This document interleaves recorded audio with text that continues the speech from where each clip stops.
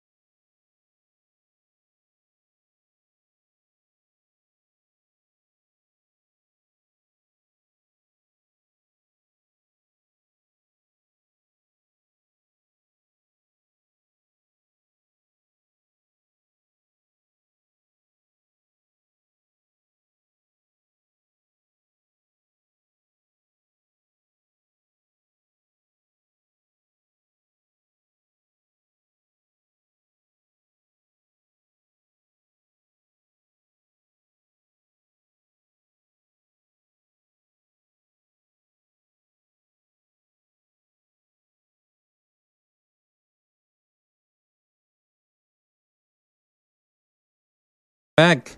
Rivers State Administrator, retired Vice Admiral Ibokete Ibas, says the current political crisis in the state is the failure of elite faith leaders and elders who either took sides or fueled tensions. Administrator Ibas said this during a public lecture to commemorate the 58th anniversary of Rivers State at the Government House Banquet Hall in Port Harcourt. Today, as we mark this milestone, we must confront a sobering reality. Our beloved state is bogged down by political differences that have threatened the peace and progress of the state. Institutions are strained, trust is broken, very fabric of governance is frayed. This is not the River State we dreamed of. It is not the legacy our forebears fought to build, and it must not be the path we continue to walk.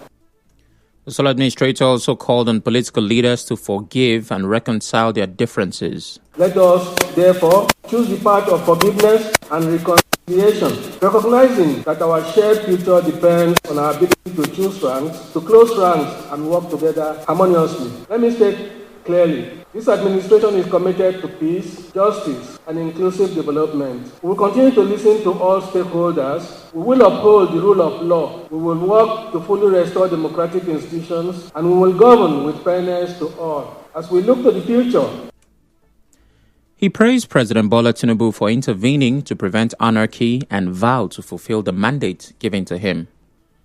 Meanwhile, the former chairperson of the Nigeria Labour Congress in Rivers State, Mrs. Beatrice Itubo, says she's sad that 58 years after the creation of Rivers State, the politics of upland and riverine dichotomy has further polarized the state. Beatrice Itubo spoke to correspondent Onyeka Chinwosu as the state marked 58 years of creation. During the time of peace, the state was moving very well. But recently with the state, there are lots of disunity.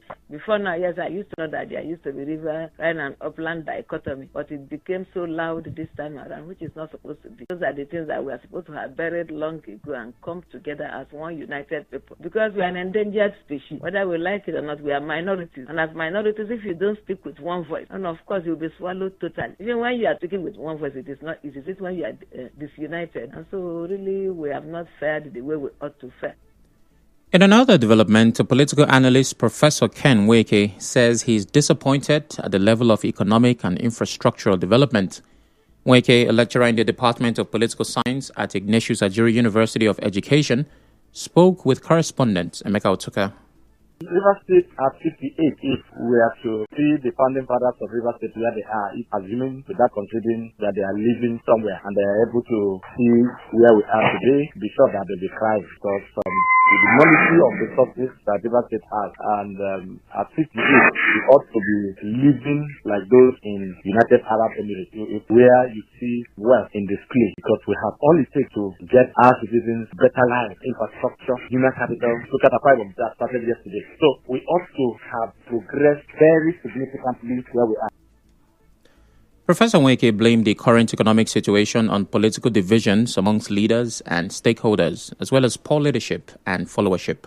As much as we have bad leadership, we have bad followership in Rivers State. And so the politics that we play is about the stomach and nothing more. Nobody says this white and calls it white. We see white, we call it black because profits see today. You are not thinking about even how you end up, not even thinking about your children. So it's about what you get today and not even what your future will look like and that of your children. And so being divided along party lines based on stomach infrastructure is the bane of it all. To security matters now, the founder of Royal Fuchi Security Services, popularly known as Amama Soldiers, Asari Dokubo, says the 19 abducted victims who were rescued by the Amama Soldiers were kept under a mango tree for 21 days. Dokubo, who is also the Amanabo of the source LM Kalabari, said this while speaking on Nigeria Info FM's Hard Facts. He said a victim had already paid a 10 million naira ransom. After we located them through phone, we tracked them through their phone. So we went there straight to the teaching settlement. From the teaching settlement to where they kept them, they were kept on top of mangrove trees and in one boat for 21 days. Man humanity to his fellow man for 21 days. When they were brought out, they were asked to take part, and they had initially collected 10 million from the person who led us to the place, and the military man who was there, Sally Ibrahim, is nowhere to be found. He said the operation by his security outfit was carried out without any support. For 3 years, we have been there in Niger, we have been there in Plateau, in Imo, we have been there in Abia, we have volunteered in Rivers. Nobody is paying us one kobo. All the personnel, we have over 1,000 personnel in Rivers State. We have provided security on Kola Route, on Soku Route, on the sea, Kalabare Moa Road, free of charge. Nobody is paying us a dime. Even this operation we went, nobody gave us a drop of wealth. Nobody assisted us in any way. Voluntary service. He called on the government to invest more in marine police and the Navy to reduce crime on the waterways. The chairman of the Community Development Committee, CDC, in Bunu Thai local government area, Mr. Kingsley Kabari, says his wife, Mrs. Blessing Kabari, is still in critical condition at the University of Port Harcourt Teaching Hospital, UPTH, after she was shot during a suspected military air raid. Kabari, in an interview with our correspondent, Emeka Otsuka, said the incident happened last Wednesday while his wife and others were working at a palm kernel oil processing mill. He said the aircraft, believed to be on an illegal oil bunkering raid, opened fire sporadically, injuring several people, including his wife, and destroying many properties. On Wednesday morning, we got a call, distress call that the helicopter came hovering around 2 mills where they need some corner oil and started shooting. At the mill, there were over 40 persons, over 40 persons, either they were catching kernel or they were milling oil. The woman that had a threat, she received multiple gunshots. We took her to Jerry General Hospital, they referred her to UPTH. Even as I speak, that woman is in a very bad state. No attention from nobody, not even the company, not even the local government, not even the state government. Mr. Kabari said the military has not visited the community to assess the extent of casualties and damage. We don't know where to go. We don't know who to talk to. Nobody has claimed ownership of the incident. I, as the city chairman, I don't even know who to meet. I don't know where to go. I am betting that God that they are shooting the machines for them days now. Because the shooting makes them that they run to the bush. We are still searching to where we can recover them. The people that sustain injuries, they are dead. The woman that was shot is in UPTH. He called on the Rivers State government to intervene and assist with the medical bills of those injured in the attack. The National Emergency Management Agency, NEMA, says yesterday's explosion that rocked Abuja was carried out by a suicide bomber. The agency, which said this in a statement, added that preliminary information shows that a suicide bomber attempted to gain entry into the Mogadishu Army cantonment along the Mararaba-Nyaya Expressway when the IED detonated. It said the injured, who was a passerby, was immediately evacuated by the Explosive Ordnance Disposal Unit of the Nigeria Police Force to the National Hospital. Still to come, grieving father turns advocate after losing wife and unborn child to quackery. Stay tuned.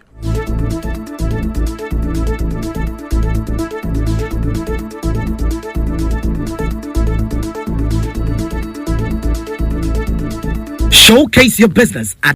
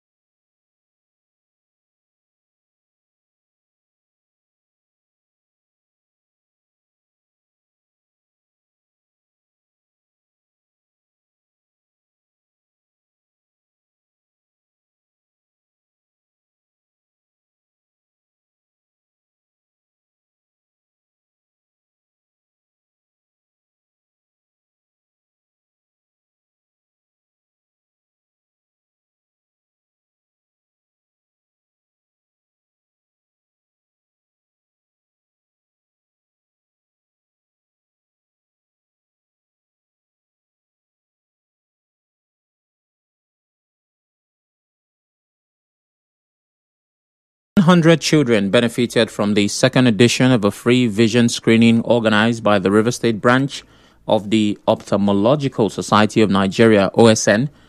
Addressing newsmen at the screening center in Spa Port Harcourt Mall, the state chairman of OSN, Dr. Goswill Nathaniel, said good eyesight helps children fulfill potentials and guarantees great academic performance. We know that the children are the future, and just as the theme for this year talk about, say, listen to the future, fight for the rights of the children. And so health is a right of a child. A child must have a good eyesight. A child that has a good eyesight will be able to do well academically and be able to grow and fulfill his or her potentials. And so we have decided to use today to support the kids, screen their eyes, and detect out early eye problems that could impact their growth and their performances, especially in school. On her part, the chairman OSN Children's Day Planning Committee gets regular vision screening.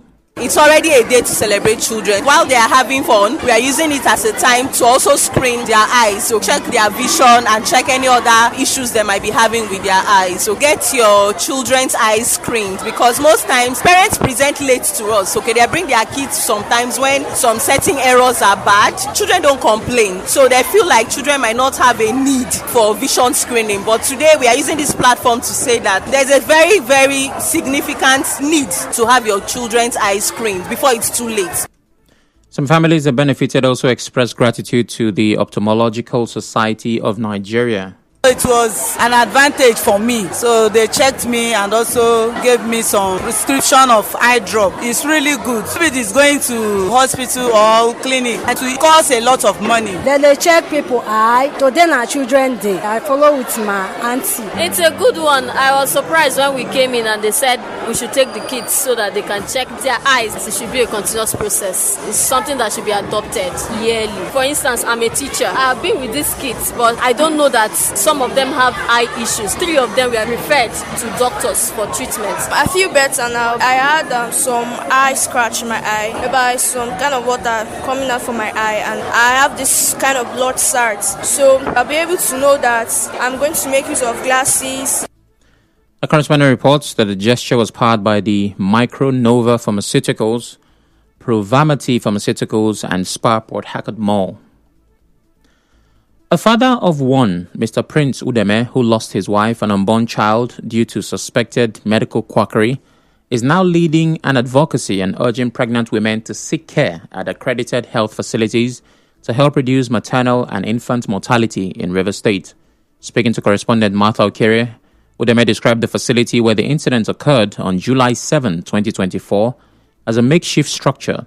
He explained that by the time his wife was eventually transferred to a government hospital, it was already too late. She had subscribed to what I would describe as quack, went to a delivery home without my knowledge. By the time I got to where she was, my intervention came late. Everything around me tumbled. The medical reports clearly stated why she died. They said the uterus ruptured, and that was how I lost my wife. But I keep hearing the stories of more people dying.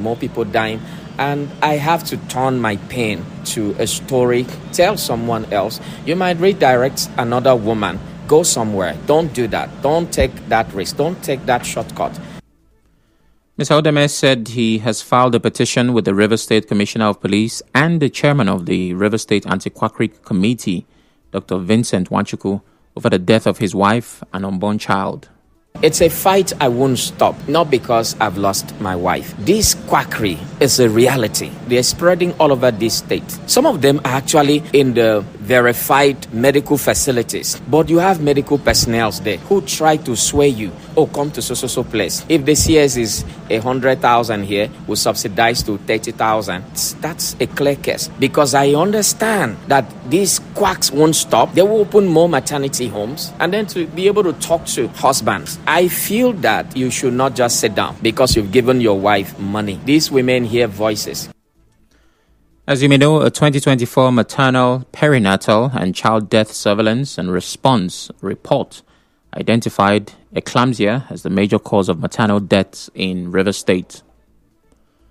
The immediate past chairman of Andoni local government area, Mr. Lazarus Nteoguile, has extended his felicitations to children, especially those in Andoni, as they celebrate this year's Children's Day. In a statement, Nteoguile said the day is all about the children, their laughter, dreams, and the bright future they carry in their hearts. He described pride in the children of Andoni, describing them as the heartbeat of the community. Reflecting on his time in office, Nteoguile said every project executed during his tenure was aimed at making life better for children, ensuring their path is easier, safer, and filled with promise. He encouraged the children to keep dreaming, keep learning, and to always remember how important they are to the nation. Suspended Governor of Rivers State, Siminalayi Fubara, has reaffirmed his administration's commitment to the well-being and development of children. Governor Fubara said this in his Children's Day message. The governor said the ongoing investments in education, healthcare, and child protection are aimed at building a future where every child in Rivers State can thrive. On the international scene, police say a man has been arrested on suspicion of attempted murder after a car was driven into a crowd in Liverpool on Monday.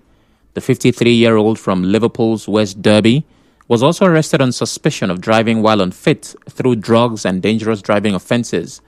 Merseyside police say 11 people remain in hospital, but all are in stable condition. More than 50 people received hospital treatment.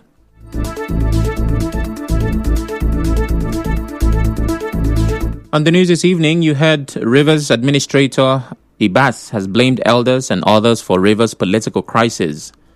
Former freedom fighter Asari Dokubo said rescued kidnapped victims were held under a mango tree. NEMA has linked the Abuja explosion to suicide bomb attack.